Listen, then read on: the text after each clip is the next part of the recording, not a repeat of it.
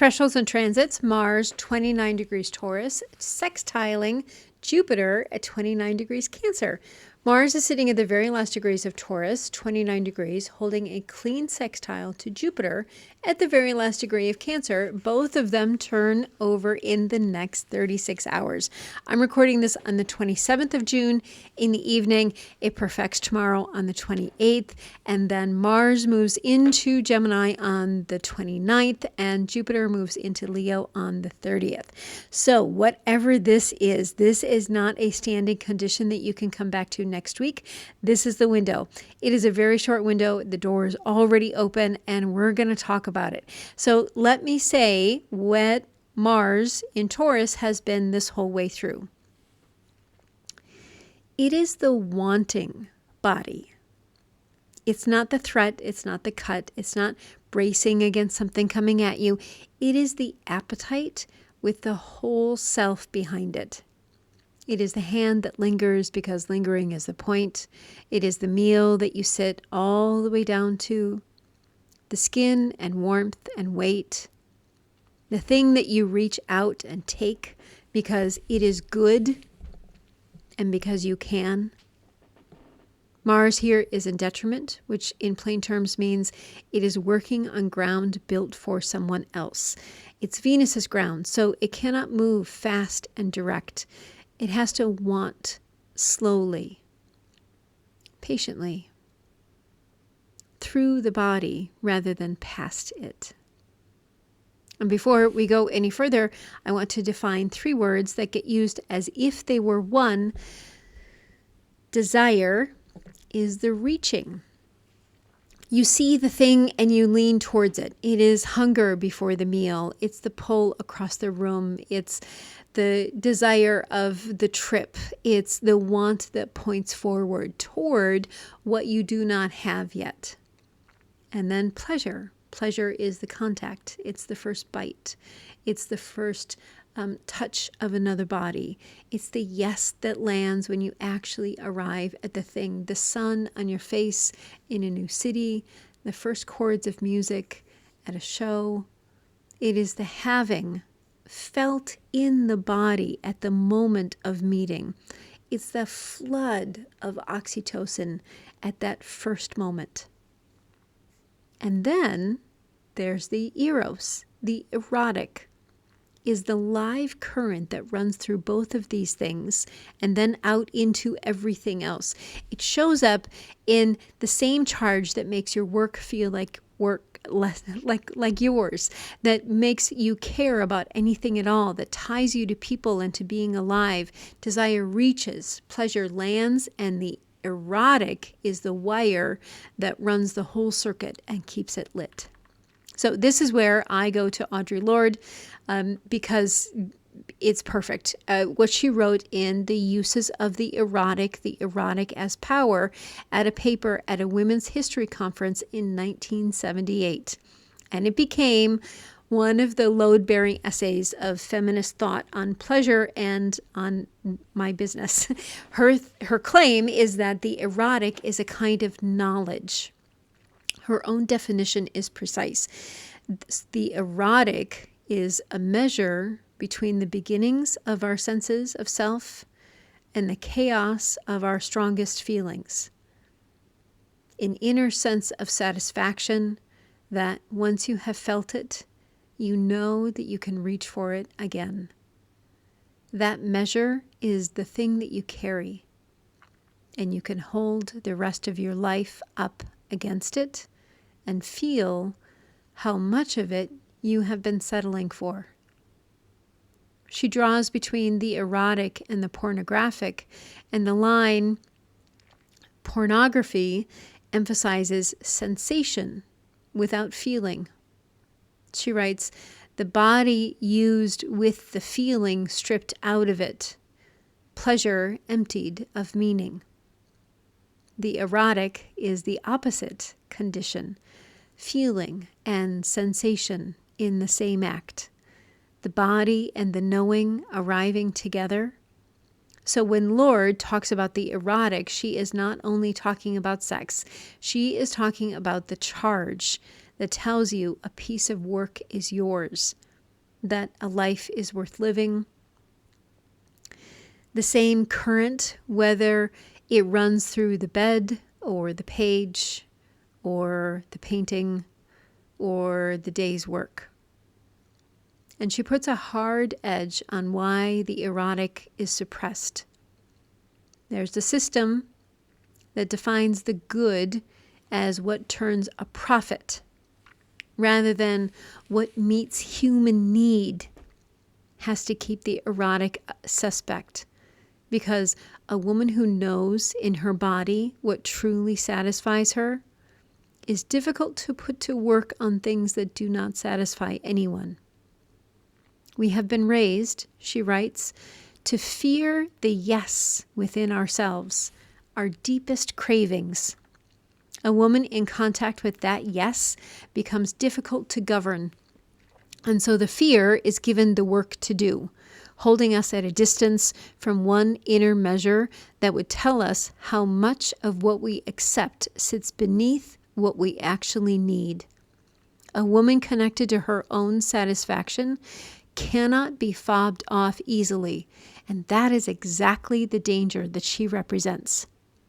And here is the lie that the sextile is asking us to put down. We were taught that pleasure is the reward at the end of work. It's the treat after the shift, the rest that you have learned once all the work is finished, the list is clear, and everyone else is taken care of. For women, that timeline is rigged because the work is never finished. The list reveals someone always needs something, a household, the job, the business, the body. It does not have a last item. So the permission to want, which we were told comes after, never arrives. We defer, and then we defer, and then the channel goes quiet because we didn't use it. Lorde already had a name for what this does. We are taught, she says, to separate erotic demand from every vital area of life except sex. Until a system like this reduces work to a travesty of necessities, a duty by which we earn bread or oblivion. Her correction is that the erotic was never the wage for completed work. It runs through the work while we are doing it, because the body's yes is the instrument we work with, the thing that tells us what our worth is in our hands in the first place. It is alive in the doing instead of parked at a finish line that we will never reach. She puts the test, the erotic is not a question of what we do. It is a question of how acutely and fully we can feel in the doing. Which is why pleasure deferred until the labor is done is pleasure built to be missed.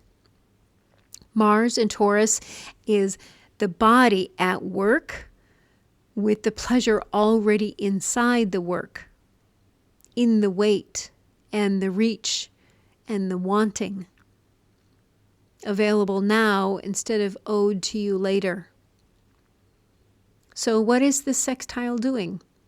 A sextile is a soft aspect, an opening instead of force. Jupiter exalted in Cancer is the benefic at the top of its generosity in the sign of nourishment and belonging.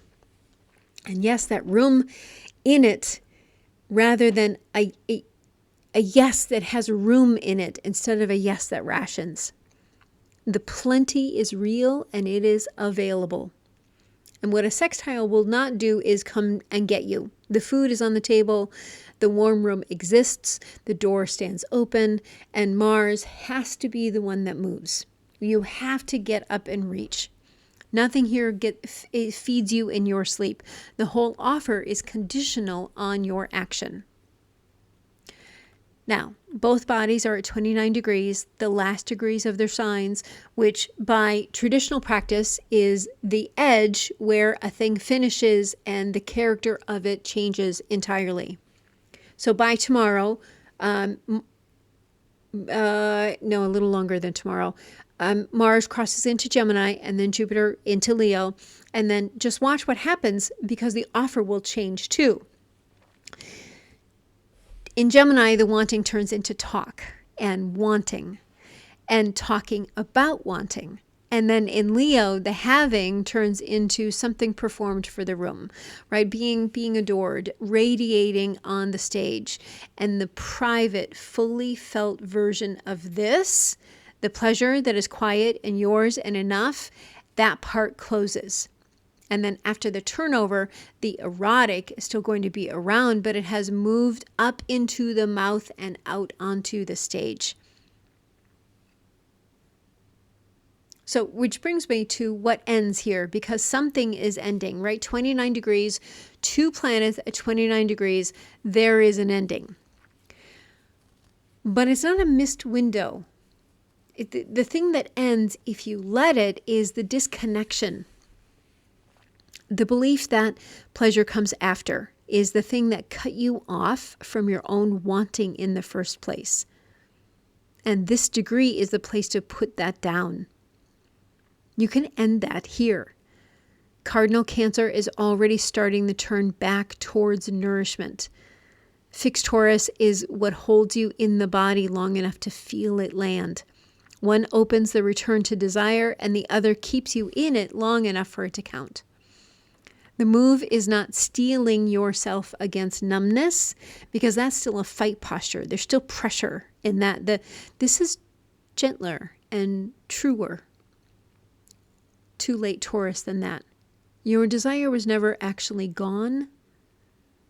It went quiet from disuse, from being deferred so many times that the signal just faded. But it's still there, and the erotic comes back the way that it left, and that is through use. So you reach for one real thing that your body says yes to, and the whole thing comes back online. You relearn your own measure of what satisfies by trusting it enough to act on it once. For Lord, this is the whole power, because erotic knowledge becomes the lens that you scrutinize the rest of your life through. In touch with the erotic, she says, I become less willing to accept powerlessness. You've heard me say that several times. Or the other supplied states that were never native to her, the resignation and self-denial that we get handed to and trained into our bodies. Recognizing it, she says, gives us the energy to pursue real change rather than settling for a shift of characters in the same weary drama. So here's the work of this short window. Small, completely concrete. Today, tomorrow, before the degree turns, find one thing that your body actually wants, and then go towards it without waiting to be given permission. The good food, the rest, the hour that is only yours, the touch, the pleasure that has no use and pays for nothing. Not the version that you describe to later, no carousels, no optics.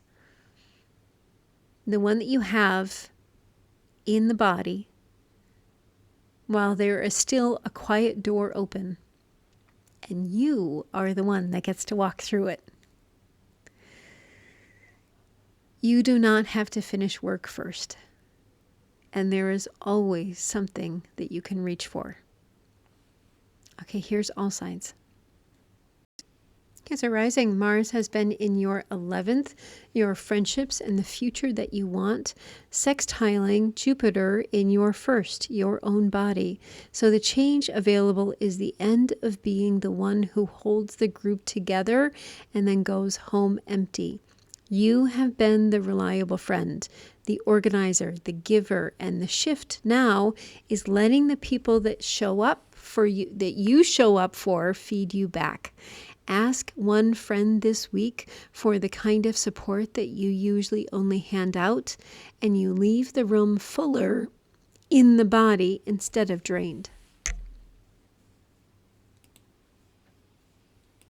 Leo rising, Mars in your 10th house, the work that you are seen doing, Jupiter sextile in your 12th, your private life. The change is getting off the treadmill where work only counts once it gets applauded.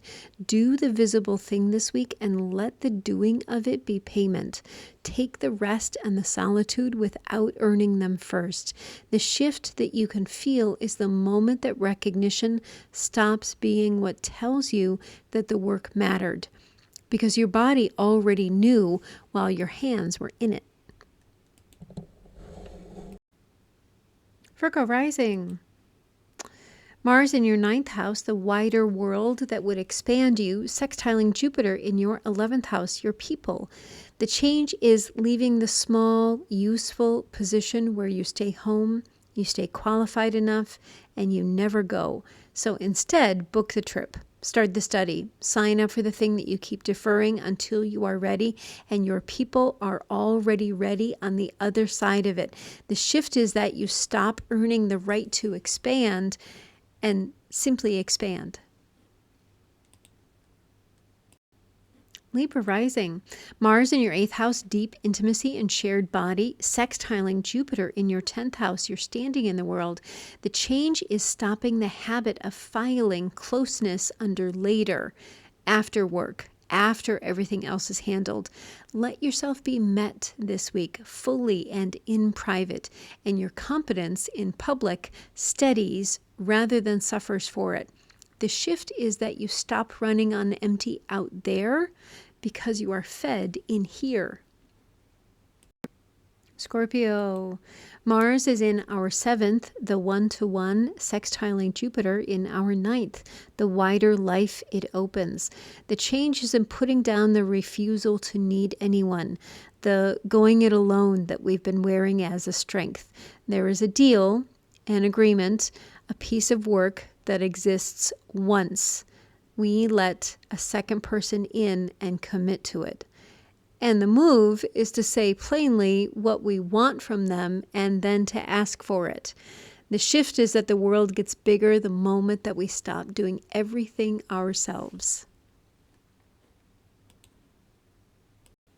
Sagittarius. Mars is in your 6th house, the daily work and the body's routine, sextiling Jupiter in your 8th house, being held. This is where the lie lives hardest, that pleasure arrives once the labor is finished. The change is finding the satisfaction inside the work while your hands are still in it, and letting someone hold you now rather than saving it for a finish line that just keeps moving. The shift is that the day stops being a sentence you serve and becomes something that you are inside of. Capricorn. Mars in your 5th house, pleasure and play and sex directly, sextiling Jupiter in your 7th house, the person beside you. This is the most literal version of the whole transit. The change is dropping the requirement that you earn delight before you are allowed it. And a partner's yes is right there to meet you once you do. Do one thing this week for no reason except that it feels good. And the shift is that you stop building a case for your own pleasure. Aquarius rising, Mars in your 4th house, your home and your private life, sextiling Jupiter in your 6th house, the rhythm of your days. The change is turning home from the place that you collapse to after work into a place that feeds you. Change one thing in your space this week so it serves your own pleasure instead of just function, and the days built on top of it stop feeling like depletion. The shift is that your foundation starts giving something back instead of only holding you up. Pisces rising, Mars in your 3rd house, your voice and daily speech, sextiling Jupiter in your 5th house, pleasure and making things.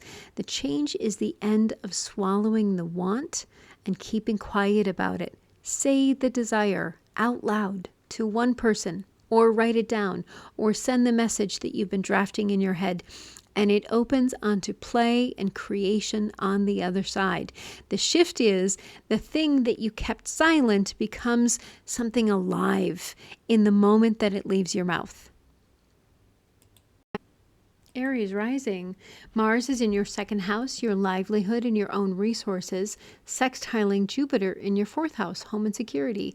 The change is earning towards your own pleasure and your foundation, instead of just to cover everyone else's needs. Charge for the thing, set the higher number, direct a portion of what comes in towards your own wants, and the work starts building you a home instead of draining you into one. The shift is that money stops being only the obligation and starts being something that feeds you. Taurus rising. Mars is in your first house, your own body and appetite, sextiling Jupiter in your third house, your voice. The change is coming back down out of your head and into what the body wants, then saying it. So feel the appetite, take the thing, and let the words follow the having rather than the stand in for it. And then the shift is you stop overriding the body signal and start trusting it enough to act first and speak after. Gemini, Mars is in your 12th house, the hidden interior, sextiling Jupiter in your second, what you can build and provide. The change is bringing a want that you have kept private, maybe even from yourself, up into the daylight. Let yourself know the thing that you desire and say it plainly to yourself first. And then it starts to direct your resources instead of staying buried where it drains them. The shift is that the secret want stops running you from underneath and then starts shaping what you make.